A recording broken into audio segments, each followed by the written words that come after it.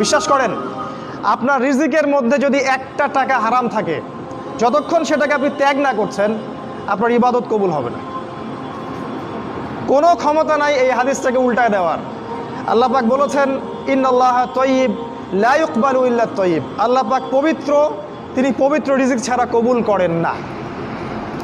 তিনজন ব্যক্তির দোয়া কবুল হয়, নবীজি বলেছেন। দোয়া ফেরত দেয়াই হয় না, দোয়া করলেই কবুল। একজন হচ্ছে বাবা যখন সন্তানের জন্য দোয়া করে। 2 নাম্বার, যখন কোনো মুসাফির মানে সফর করছে যারা আল্লাহর পথে বা মুসাফির, তারা যখন আল্লাহর কাছে দোয়া করে, দোয়া কবুল হয়ে যায়। আরেকটা দোয়া হলো মাজলুম, কারো উপর জুলুম করা হয়েছে, এই মাজলুম যখন জালেমের বিরুদ্ধে বদদোয়া করবে, তখন দোয়া কবুল হয়ে যাবে। এই মুসাফিরের দোয়া কবুল হয়। একজন মুসাফির হাত তুলে আল্লাহকে বলছিল, আল্লাহ আমাকে এইটা দাও, আল্লাহ আমাকে ওইটা দাও।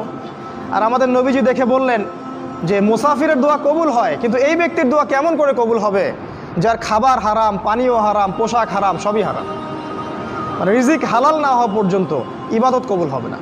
তাই যাবতীয় সুদ, যাবতীয় ঘুষ, এই যে হারাম রিজিক, হারাম পণ্যের ব্যবসা, এগুলো থেকে তওবা না করা পর্যন্ত ইবাদত তো কবুল